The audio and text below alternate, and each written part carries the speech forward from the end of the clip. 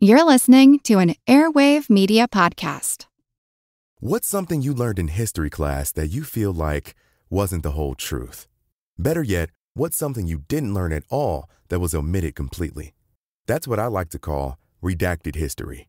My name is Andre White, the host of the Redacted History Podcast, the place where history's forgotten events, heroes, and villains get their story told, one episode at a time. The Redacted History Podcast. Real history never dies. Stream the Redacted History Podcast on Apple Podcasts, Spotify, or wherever else you get your podcasts.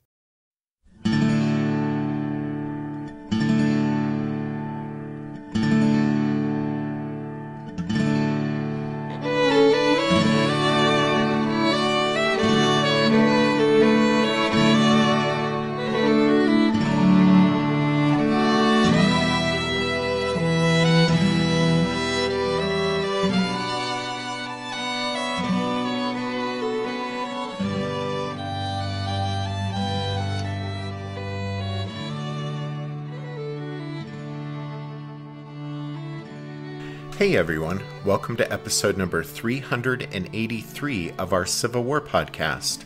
My name is Rich. And I'm Tracy. Hello, y'all. Thanks for tuning into the podcast.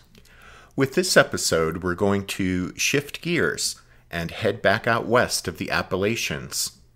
I know, it's been a while, right? But with this show, we'll start in on another major story arc that will take us right through Chickamauga and Chattanooga. And just FYI, but while we're in the midst of this story arc with the regular episodes, we'll be using the members episodes over on Patreon to cover other stuff that happened in 1863.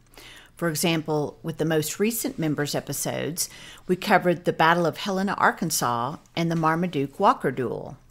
Other upcoming topics on the members episodes will be John Hunt Morgan's raid up into Indiana and Ohio, and also the New York City draft riots, both of which happened in July 1863.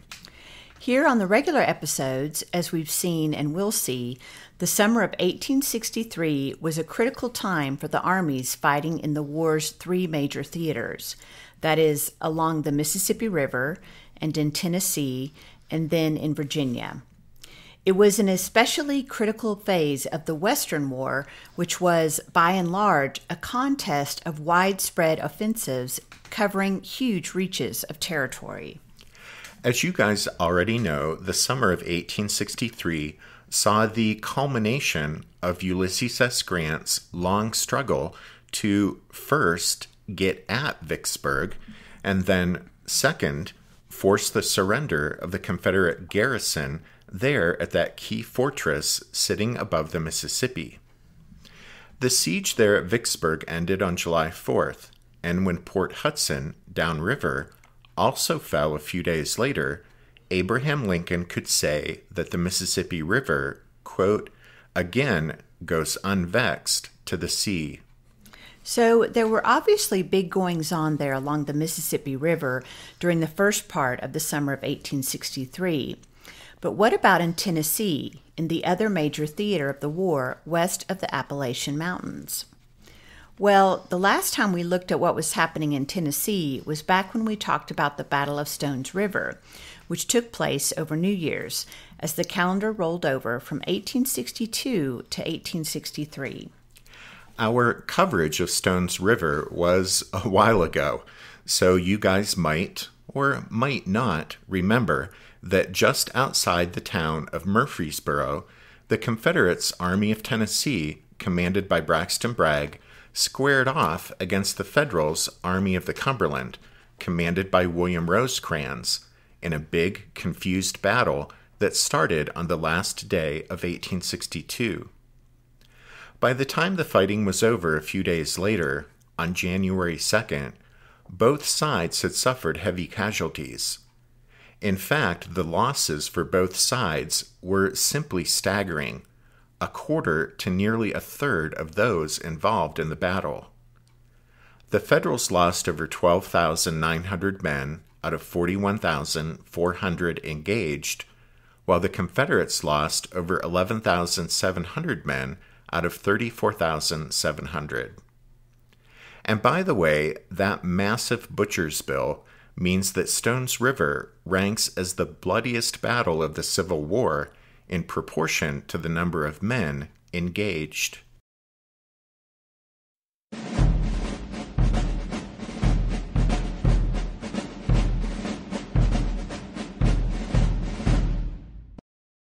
The federal commander at Stones River was 43-year-old William Rosecrans, who graduated 5th in the West Point class of 1842.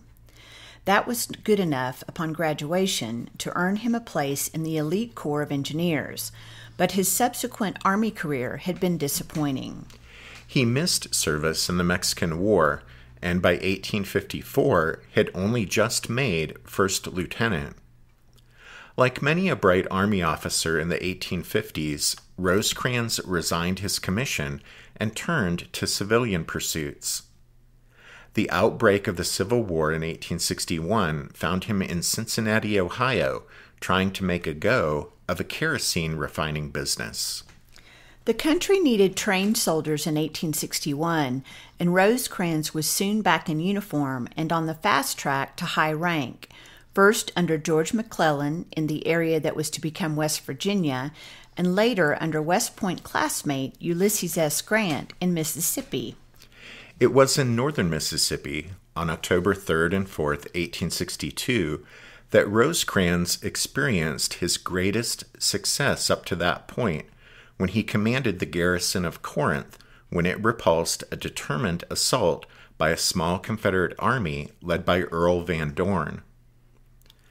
William Rosecrans' victory at Corinth brought him into the limelight at an opportune moment, when the authorities in Washington were just then thoroughly fed up with Major General Don Carlos Buell, who, with his Army of the Ohio, had, in the campaign just then coming to a close, allowed a Confederate army under Braxton Bragg to go all the way up into central Kentucky and then back to Tennessee, more or less unscathed, despite clashing at the Battle of Perryville on October 8, 1862.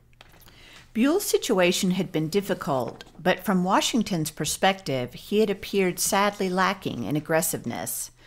So before the month of October was out, Buell was sacked and Rosecrans had command of his army, now christened the Army of the Cumberland and operating with Nashville, Tennessee as its base. Lincoln wanted fighting, and he soon got it from his new army commander in Tennessee. 2 months after taking command, having heard that the Confederate president, Jefferson Davis, had weakened Bragg to reinforce rebel forces in Mississippi, Rosecrans advanced against the Confederate army at Murfreesboro, some 35 miles to the southeast.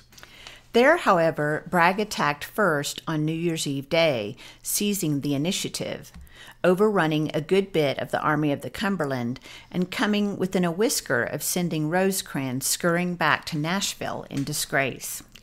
But several factors combined to save William Rosecrans from that fate.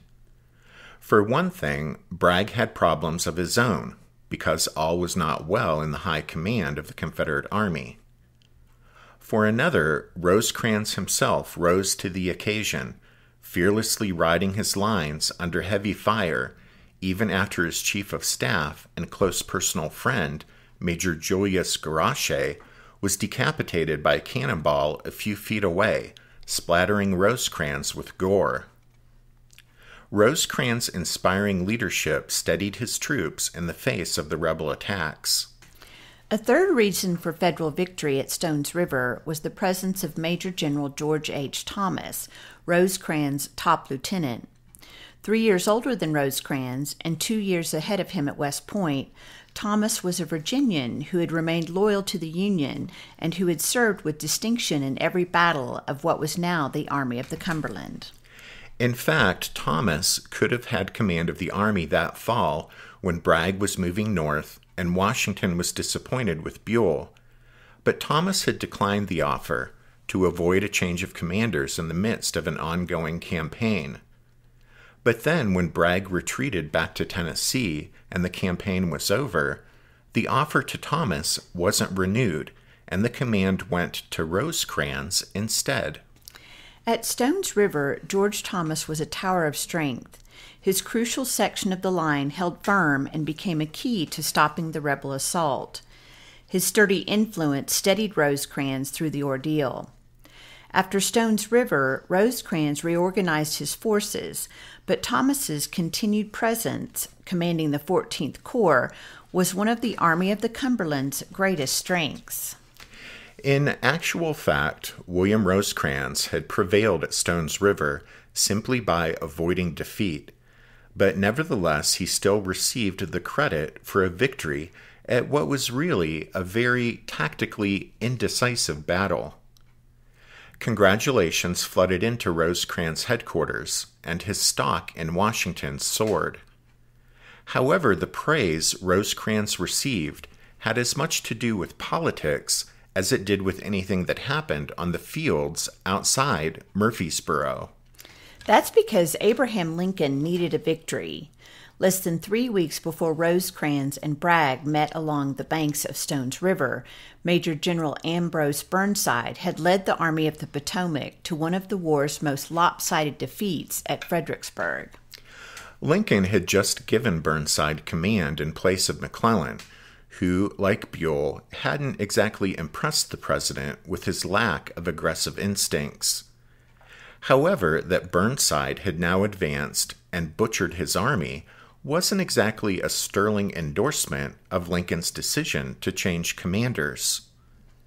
After receiving the grim news from Fredericksburg, the president had declared, quote, "If there is a worse place than hell, I am in it." Then, less than a week before Stones River, Grant's campaign against Vicksburg had come to grief when Confederate cavalry under Earl Van Dorn cut his supply lines, forcing the retreat of Grant's overland advance into northern Mississippi and leaving his river-based expedition, led by William Tecumseh Sherman, to suffer a bloody repulse at Chickasaw Bayou. All of that's to say that as the calendar rolled over from 1862 to 1863, Northern morale needed a victory, and in the absence of evidence to the contrary, Stones River would do well enough. Months later, Lincoln would write to Rosecrans, saying, quote, "I can never forget, whilst I remember anything, that about the end of last year and beginning of this, you gave us a hard-earned victory, which, had there been a defeat instead, the nation could scarcely have lived over."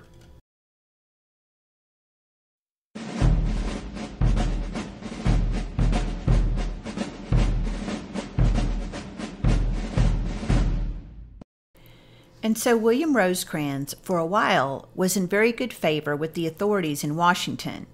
Secretary of War Edwin Stanton told him, quote, "There is nothing within my power to grant to yourself or your heroic command that will not be cheerfully given." However, whether because of that extravagant pledge or because of the shock of his close escape from disaster at Stones River, or because of what he had seen of the face of battle there, Rosecrans soon made it clear that he and his command would need a great deal more of everything before they would be ready for another such encounter with the enemy. The army would have to move through rough country and so would need plenty of scouting. Then, too, the army would have long supply lines to guard. That meant Rosecrans needed more cavalry and more horses and weapons to mount and equip them. Also, the army might have to maneuver a good distance from the railroad and perhaps be out of touch with it for some time, which meant Rosecrans would need to stockpile mountains of supplies, which would require more wagons to haul them, which in turn would require still more horses and mules. Nor was that all. As the weeks passed, Rosecrans' list of needs grew to include all sorts of supplies, equipment, and reinforcements. Remarkably, the demands were generally met, but as fast as they were, Rosecrans would have new wants.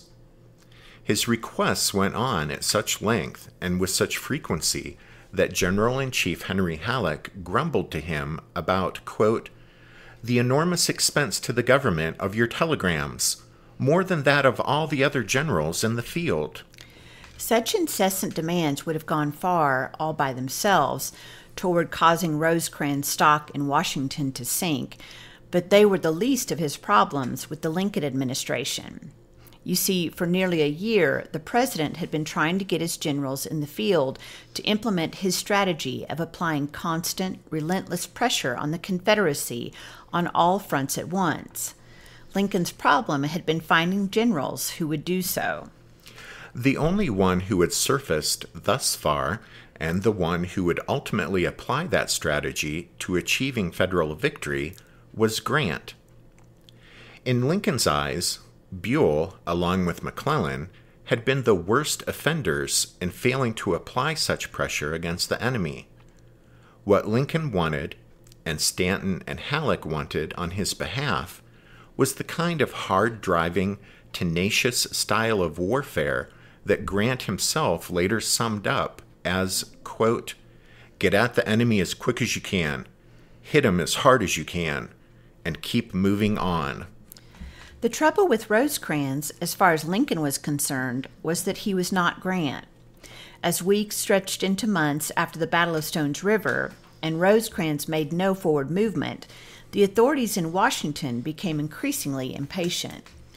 Halleck and Stanton tried bluster and flattery and even outright nagging, but couldn't get any results.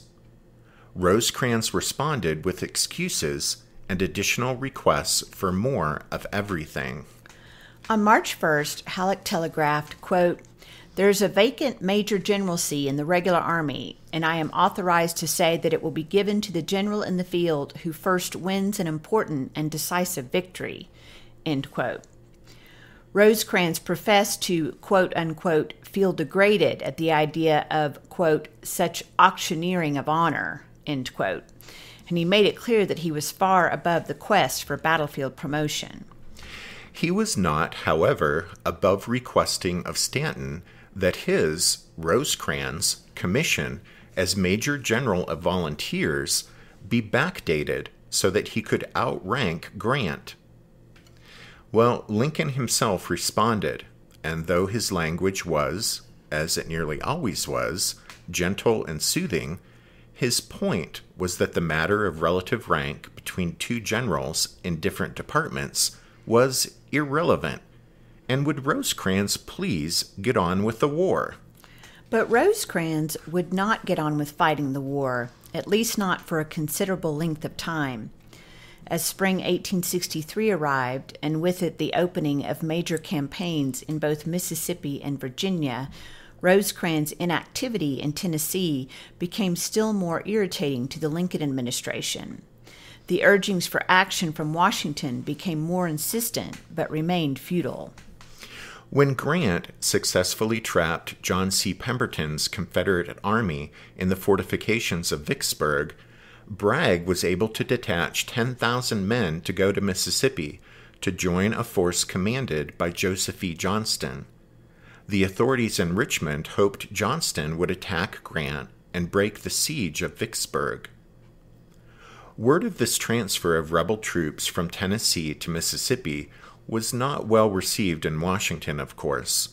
But when Halleck confronted Rosecrans with this obvious negative consequence of his inactivity, Rosecrans replied that he in fact viewed his idleness as good strategy, since if he had already attacked Bragg in Tennessee, that might have resulted in Bragg taking his entire army to join up with Johnston in Mississippi, which would have put Grant in an even worse position at Vicksburg. If such creative reasoning didn't impress the authorities in Washington, Rosecrans also added that since federal armies were engaged in mighty struggles with the enemy in Mississippi and Virginia, it was probably best that his force in Tennessee remain idle and await the outcomes of those other campaigns. Okay. And so William Rosecrans planned and prepared and accumulated supplies, while Abraham Lincoln would have been forgiven if he reflected that while he had appointed Rosecrans in October 1862, hoping to find someone who would make war the way Grant was even now doing, what the president seemed to have got instead was merely another Buell.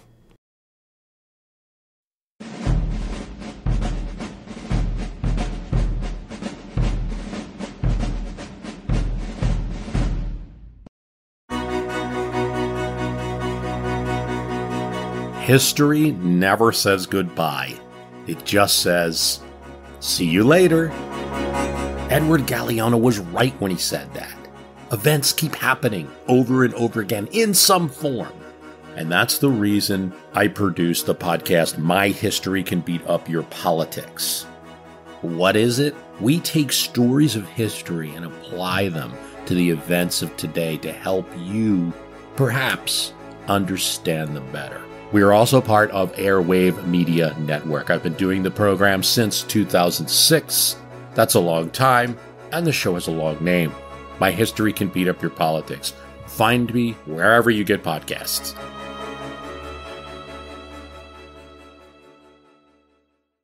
Did archaeologists discover Noah's Ark? Is the rapture coming as soon as the Euphrates River dries up? Does the Bible condemn abortion? Don't you wish you had a trustworthy academic resource to help make sense of all of this? Well, I'm Dan Beecher, and he's award-winning Bible scholar and TikTok sensation Dr. Dan McClellan, and we want to invite you to the Data Over Dogma podcast, where our mission is to increase public access to the academic study of the Bible and religion, and also to combat the spread of misinformation about the same. But, you know, in a fun way. Every week we tackle fascinating topics, we go back to source materials in their original languages, and we interview top scholars in the field. So whether you're a devout believer, or you're just interested in a clear-eyed, deeply informed look at one of the most influential books of all time, we think you're going to love the Data Over Dogma podcast, wherever you subscribe to awesome shows. If Lincoln had his command problems in the volunteer state that spring of 1863, so did Jefferson Davis. Facing Rosecrans' Army of the Cumberland was the Confederates' Army of Tennessee. Its commander was 46-year-old Braxton Bragg, a North Carolina native and member of the West Point class of 1837. He had gone to war in Mexico 9 years later as a captain commanding a battery of artillery, and at Buena Vista had won nationwide fame when his guns stopped a Mexican attack. His performance had been comparable to the best of those many Mexican War junior officers who were destined for larger responsibility in the Civil War. During the 1850s, Bragg followed the example of many brother officers and left the Army for civilian pursuits. In his case, he married a Louisiana heiress and settled down to take up the life of a wealthy Southern planter. The secession crisis brought him back into uniform, this time a Confederate one. His first post in Confederate service was Pensacola, Florida, during the days when it appeared that the shooting war might begin there instead of Charleston, South Carolina. It didn't, of course, but at Pensacola, Bragg demonstrated himself to be a skillful organizer and a rigorous trainer. When things turned sour for the Confederacy in Tennessee in February 1862, Richmond could no longer afford to keep able commanders and large garrisons in such places as Pensacola, and so Bragg was sent to Corinth, Mississippi, to join the rebel army with which Albert Sidney Johnston hoped to turn the tide in the West. Albert Sidney Johnston made his bid to turn the tide at Shiloh, and there he died. In that battle, Bragg gained further favorable notice, and although his tactics weren't especially imaginative, they were no worse than anyone else's. Within a few months, Bragg found himself promoted to full general and elevated to command of the main Confederate army in the West, in place of P.G.T. Beauregard. Beauregard had succeeded Albert Sidney Johnston, but then left the army without permission because of sickness. Beauregard and Jefferson Davis weren't on the best of terms to begin with, and when Davis learned of the circumstances of Beauregard's absence, the exasperated Confederate president relieved him and appointed Bragg to replace him. Bragg began his tenure auspiciously, taking advantage of the uninspired strategy of Federal Generals Halleck and Buell to swing his rebel army all the way up into Kentucky, threatening Louisville and Cincinnati, giving Kentuckians the opportunity to rally to the Confederacy, and seemingly reversing the course of the war in the West. But then everything went wrong for Bragg. Kirby Smith, an independent commander whom Jefferson Davis declined to place under Bragg's authority, failed to cooperate with Bragg and thus hamstrung the campaign. Leonidas Polk, a subordinate general who actually was under Bragg's direct authority, refused to carry out a key order and thus further spoiled Bragg's plans. Polk was a member of the West Point class of 1827. However, upon graduation, he had never actually served a day as an army officer, but instead entered the Episcopal priesthood, in which career he rose to the rank of bishop. He might have sat out the war in his Louisiana diocese, but Leonidas Polk did not do that, because he was ambitious, persuasive, considered himself an expert on military matters, and he had an old West Point buddy named Jefferson Davis. Incredibly, the Confederate president saw fit to appoint Polk a major general direct from civilian life. Thus far in the war, Polk's headstrong incompetence had already cost the Confederacy, and before the Kentucky campaign, Bragg had hinted that the bishop general needed to go, but Davis refused. But for the outcome of the Kentucky campaign, worse than Polk's disobedience was the decision of the Kentuckians themselves.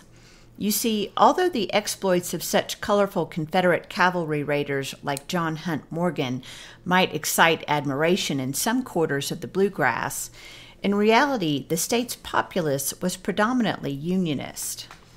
Those who did lean toward the Confederacy, and weren't already in gray or butternut uniforms, were reluctant to take their stand until they could see with more certainty which way the wind was blowing.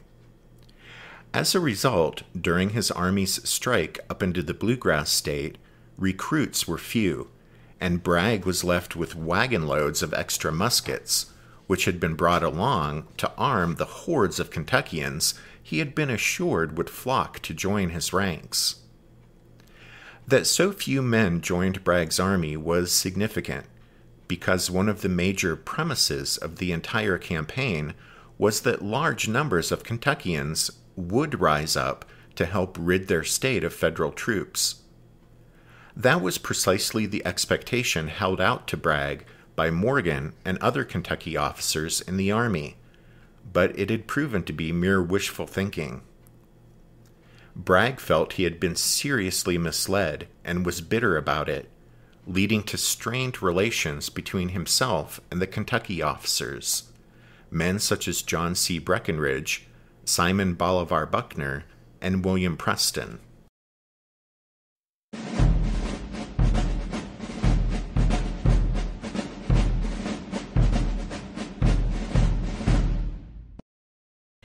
After the Battle of Perryville, if the events of October 1862 marked the end for Federal Commander Don Carlos Buell in Kentucky, they were merely the beginnings of sorrows and tribulations on the Confederate side for Braxton Bragg and the Army of Tennessee. The Kentuckians in the Army reciprocated Bragg's bitterness over the failure of the recent campaign, and in doing so, they were joined by generals whose own roles in the campaign had been less than stellar, notably Kirby Smith and Leonidas Polk. The bishop general, who was second in rank to Bragg in the army, and who both resented Bragg's authority and coveted his position, began to use his considerable charm and the political skills he had gained working his way up the Episcopal Church ladder to turn the Army's other officers against Bragg. One of Polk's first converts was his fellow Corps commander, William Hardee. Hardee had a distinguished career in the old Army behind him, including service in the Mexican War and a stint as commander of cadets at West Point. He He was also the author of the U.S. Army's Standard Manual on Tactics. Those qualifications gave him considerable respect and influence with the junior officers of his corps, for whom he held regular classes of instruction. Henceforth, those classes would subtly be aimed at demonstrating the incompetence of the Army's commanding general. Others despised Bragg as well. Though a pre-war opponent of Jefferson Davis when Davis was Secretary of War and Bragg was a U.S. Army officer, Bragg had nevertheless, by this time in the Civil War, come to be viewed as a protege of the Confederate president. It was a dubious distinction, since with it came the hatred of all Davis's foes in politics and the Southern press. Of even more importance within the Army was Bragg's strict discipline. One behavior that Bragg was particularly keen on cracking down on was drunkenness among the officers. Hard-drinking generals like Frank Cheatham and John C. Breckinridge took exception to this. Others, such as John McCown, were incompetent and knew that Bragg thought so. The result of all of that was a seething unrest among the officer corps of the Army of Tennessee, and it would prove to be a toxic brew, fueled by hatred and mistrust, that would poison the Army's operations. That toxicity was an ingredient of the Confederate failure at Stones River. McCown blundered, Breckinridge's performance was open to question, and Cheatham was apparently so drunk he fell off his horse. On the whole, the rebel army's command system was creaky and stiff-jointed. Despite that, at Stones River, Bragg nevertheless managed to handle Rosecrans about as roughly on the first day of the battle as Robert E. Lee and Stonewall Jackson would handle Joe Hooker at Chancellorsville 4 months in the future. The difference was that Hooker would lose his nerve and retreat, but Rosecrans first held his ground and then took up a position that gave him an advantage over Bragg. Braxton Bragg beat the Federals on the first day of the Battle of Stones River, but was unfortunate in facing an opponent in William Rosecrans, who wouldn't admit he was defeated and retreat. So at the urging of his generals, Bragg was the one who reluctantly withdrew his army from the battlefield 3 days later, going back about 35 miles to the vicinity of Tullahoma. The bright hopes of a rebel victory that had blazed up with the first day's success at Stones River now faded into the cold, dull realization of defeat, and many a Confederate was heartsick at that dramatic and unexpected turn of events. Such intense disappointment naturally sought a scapegoat, and the natural one was Bragg, who now became the target of twice as much venom as before. Polk, unbeknownst to Bragg, stepped up his lobbying with Jefferson Davis to have Bragg removed from command. Also among the many newspaper articles in the Southern press criticizing him, some obviously had been written with the help of sources inside the Army and claimed that Bragg had managed to snatch defeat from the jaws of certain victory when he retreated against the advice of all his generals. Stung by this criticism and these falsehoods, Bragg then did something very foolish. He wrote a communication to his generals, mentioning his fears that Richmond was about to sack him, asking them if they had advised him to retreat at Stones River, and adding, quote, "I shall step down without regret if I find I have lost the good opinion of my generals, upon whom I have ever relied as upon a foundation of rock." Apparently, Bragg had no idea how bad things had gotten among the upper ranks of the Army, or surely he would never have sent out such a communication. At any rate, with 6 of his strongest supporters in the officer corps then absent with wounds or on leave, the result was that most of the generals who replied admitted that they had counseled him to retreat but urged Bragg to resign anyway. Word of this remarkable exchange got back to Richmond, where Jefferson Davis commented, quote, Why General Bragg should have selected that tribunal and have invited its judgments upon him is to me unexplained." End quote. Davis then ordered Bragg's immediate superior, Joseph E. Johnston, the overall Confederate commander in the Western Theater, to go to Tullahoma and look into the matter. Johnston, by his mere presence at Tullahoma, would be in immediate command of the Army of Tennessee, and then Bragg could be eased out from under him. Well, that may have been how Jefferson Davis planned it, but as on many another occasion in the war, the Confederate president hadn't reckoned with the contrary nature of Joe Johnston. For one thing, Johnston seems not to have read his copy of the script, and thus sent Richmond a glowing report from Tullahoma about the Army's good condition. True, he admitted, some of the generals, particularly those who had performed poorly, were disgruntled, but morale among the rank and file seemed as high as ever. Also, overall, the Army's discipline, training, and equipment were good. Therefore, Johnston concluded Bragg should remain in command. When Davis made his wishes regarding the matter more plain, Johnston insisted there was no reason to replace Bragg, and that if Bragg were removed, then he, Johnston, would not take the job of commanding the Army of Tennessee. You see, apparently, after complaining to anyone who would listen for several months about how much he disliked his current supervisory role and how what he really wanted was to lead an army in the field, Joe Johnston wouldn't take command of one now because he was worried it would look like he had conspired against Bragg in order to get it. Jefferson Davis now sent a direct order to Johnston that Bragg be told to report to Richmond. Johnston asked that a copy be sent to Bragg. It was, but Johnston asked that its execution be delayed so that Bragg could remain with his wife, who was seriously ill. Yeah, we know. This is turning into quite the ridiculous circus, right? But it gets worse, because by early April, by the time Elise Bragg was better, Johnston himself was too ill to command an army in the field, so the order for Bragg to report to Richmond was delayed still further. Then, before Johnston had fully recovered, disaster struck in Mississippi in the form of Grant's spring campaign against Vicksburg. Since Mississippi was the other half of Johnston's supervisory command, Jefferson Davis ordered him to go there and see what he could do. Thus, Joe Johnston departed the scene and would play no further role in the struggle for Tennessee. Therefore, by default, and without the confidence of either his top subordinates or his commander-in-chief, Braxton Bragg remained in command of the Army of Tennessee.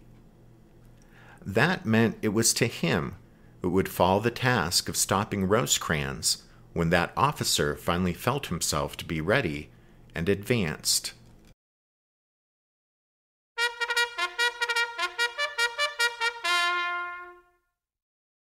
That means it's time for this episode's book recommendation. And our recommendation this time is The Stones River and Tullahoma Campaigns by Christopher L. Kolakowski. Yes, this is a repeat recommendation, but it's been a while, and with coverage of both Stones River and Tullahoma, we figured you guys would let us get away with running it by you again. Don't forget you can find a list of all of our book recommendations, even ones we used twice, if you head over to the podcast website, which is www.civilwarpodcast.org. And then, as always, we want to give a big thank you to the newest members of the Strawfoot Brigade. So thanks to William D., Kevin C., Phil H., Lynn B., David B., Hayden M., and Brendan B. Thanks also to Stephen P., Elliot R., and Stephen V. for their donations. And then just a reminder as we wrap up this episode that the music you hear at the beginning and at the end of every episode is from the song Midnight on the Water, and we use it with the kind permission of Spiritwood Music. Thanks for listening to this episode of The Civil War, 1861 to 1865, a history podcast. Rich and I do hope that you join us again next time, but until then, take care. Thanks, everyone. Bye.